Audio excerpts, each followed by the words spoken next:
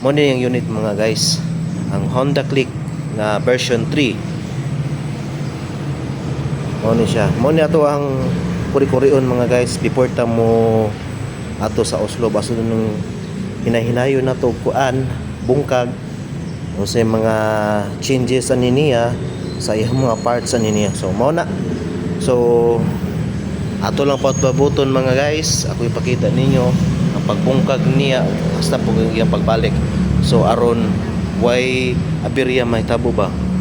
So moro to, amping ninyo din na kanunay. God bless and be safe. At rest everyone.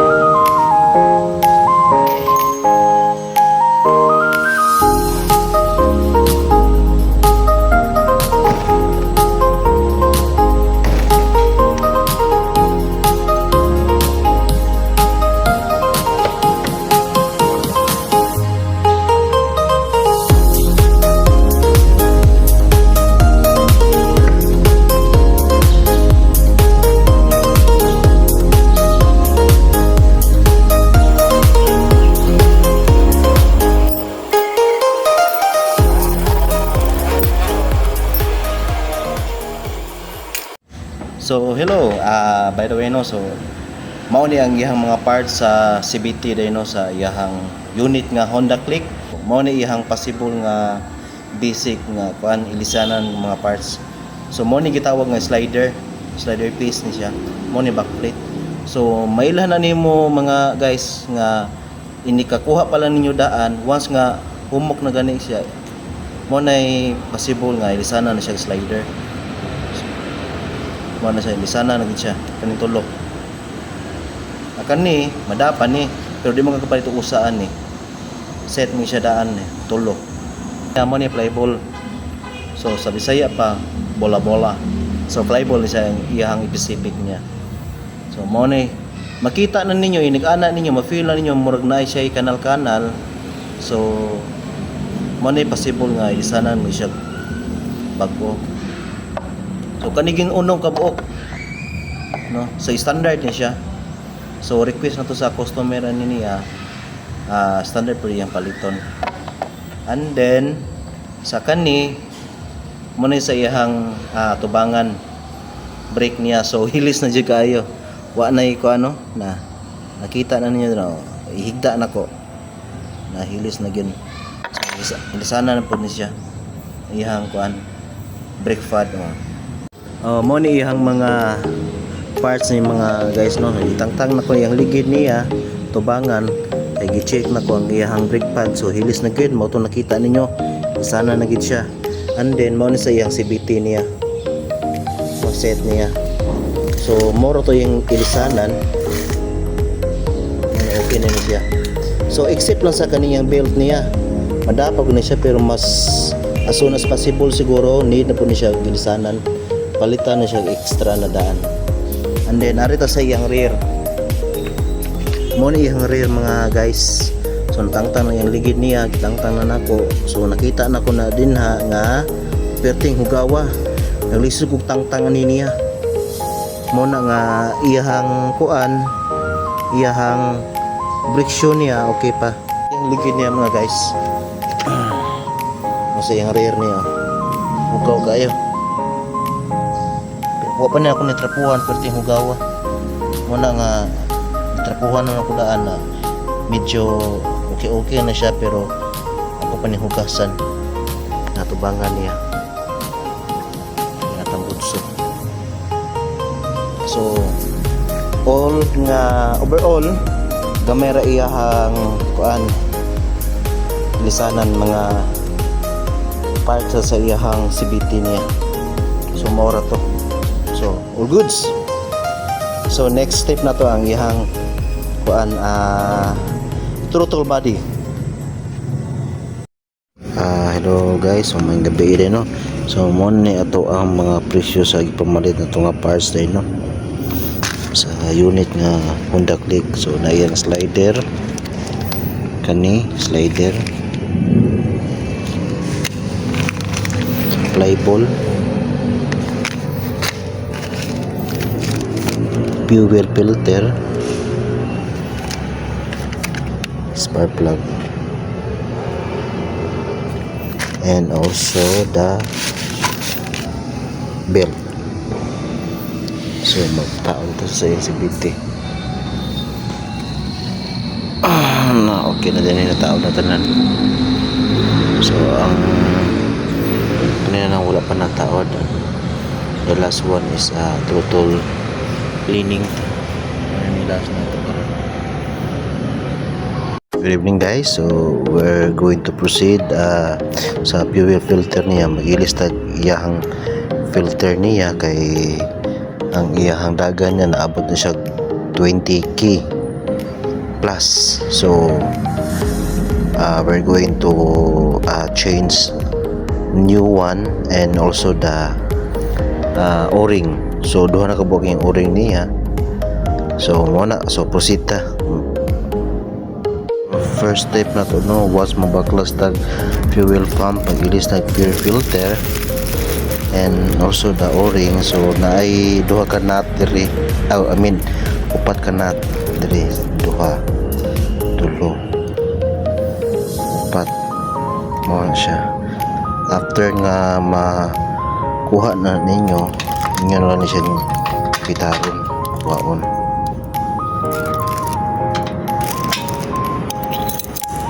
So muna nindo karon ako rin nila aron di mawala guys. So nakuha na gyud na to ang fuel filter niya.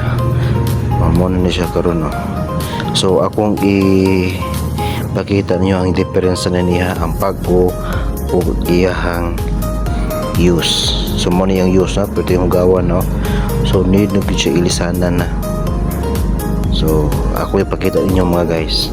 So nagpalikog additional nga o-ring day bro. So supposedly da ang kani siya pare na siya diri. Dito na diri. Ya usa kanina ay murag na ay tawag na kanang ay gap-gap ba. Kani siya kay lingin na binasiya. So mao ni siya. Unya karon ang usa ka o-ring kani nga na murag na gap-gap duham ni kabuok. So reserba na lang ni usa siya kay set na mo siya kon wala may baligya sa Honda ani ambot nga ano ka sila. So mo ni kani o kani. So let's go. So akong ipakita ninyo guys no ang iyahang difference sa iyang fuel filter. So patanawon ta mo. Mo ni iyahang difference sa mga karoy. Mo ni ang bago niya. Mo ni ang use. So nakita na ninyo din ha. Limpyo yun.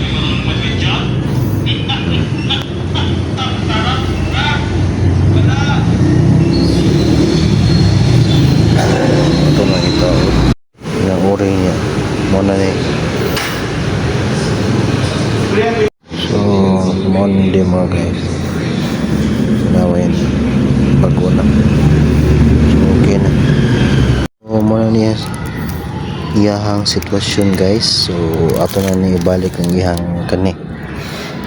Aron makompress ni siya. So, na siya sa kilid na na o-ring.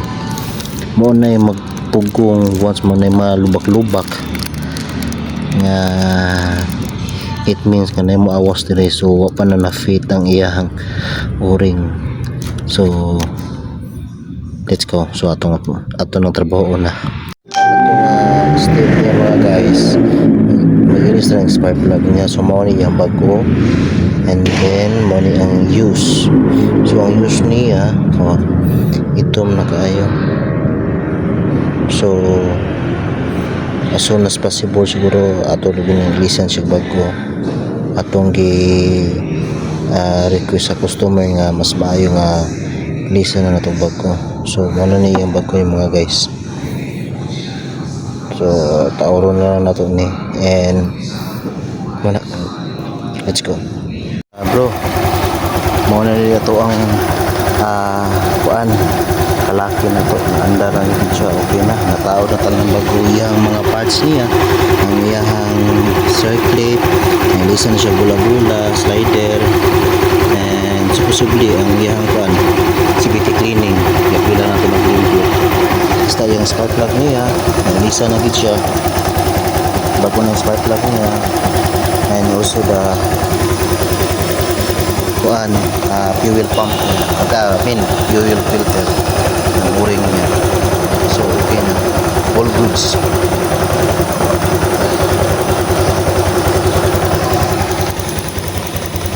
Hello guys, so titagaan na po kong problema sa unit nga Honda Click. Muna nga piting labada song ulo sa ano po sulbat, pero muna nakita na, pero karon sa na okay na unta tanan na ilisan na kong mga parts na balik na nako. Karon pagbalik na pagpandar okay na unta, karon mo na ako nabantayan ang ihang rear brake niya wag ni siga, wag siya function. Muna karon akong gibaklas tanan ang iyang kuan na pod balik ang iyang diri dapita sa iyang lingkuranan, no, gitangtang na nako hasta iyang tangke, tangtang pinako. Muna nga tanawin yung itsura karon mga guys, makita ninyo. Tara.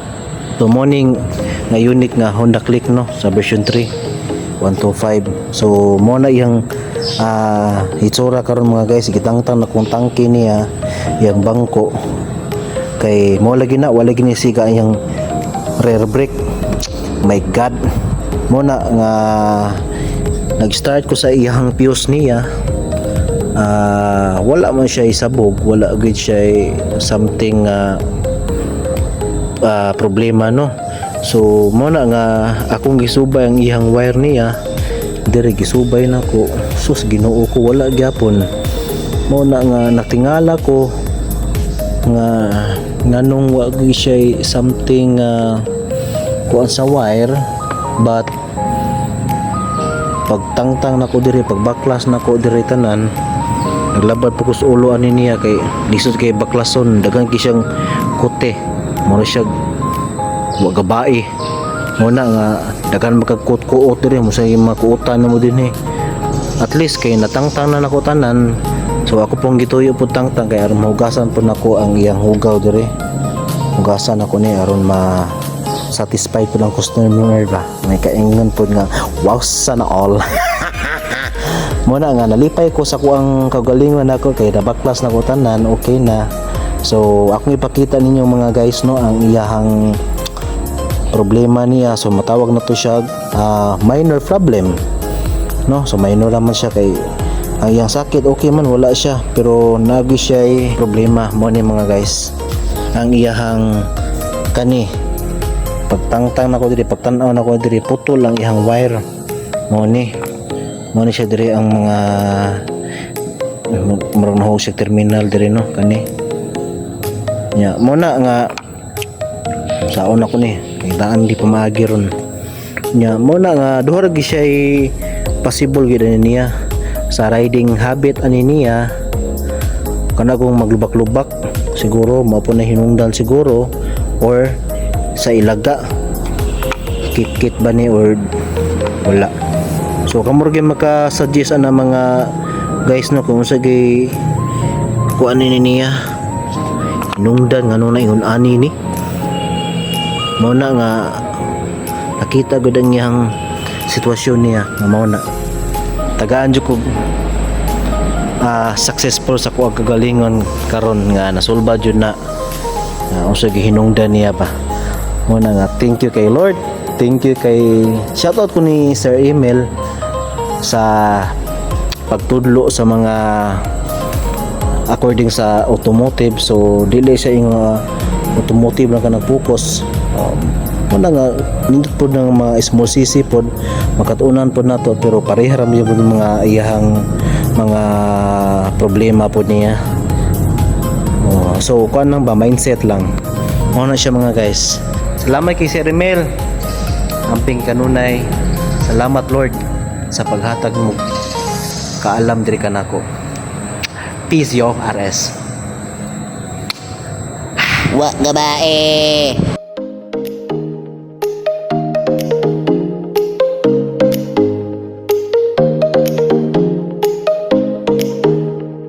Ninduta a.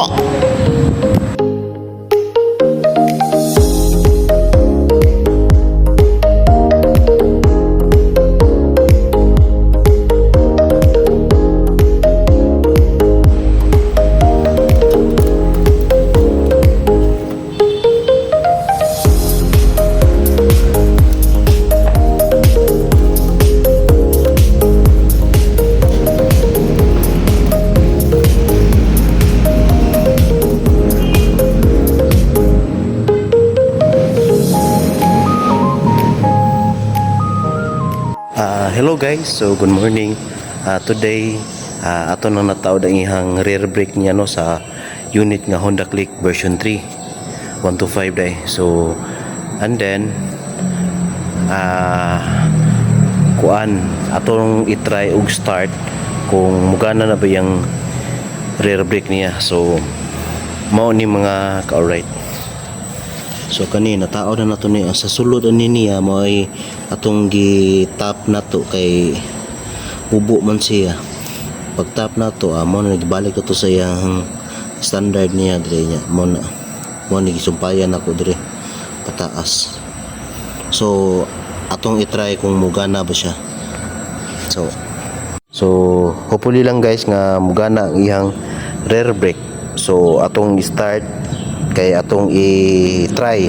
So before ta mag uli sa mga parts niya sa iyang mga bearings. So Lord, tabangi ko Lord, in Jesus name, amen. Alright, gana na siya, isiga na siya mga guys. So atong i-try og brake.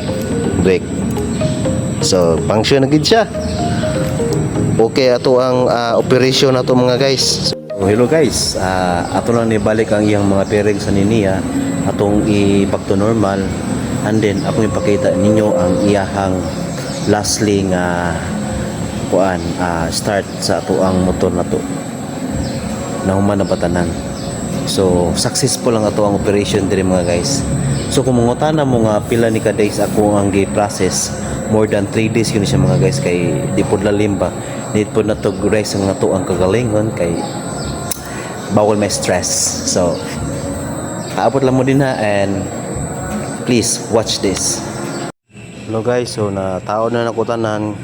So ang last nako na nga natirahan ang katong iyahang rear brake no. So wa man na function siya. So atong testingan, ako nang giuli tanan no. So ato i-double check.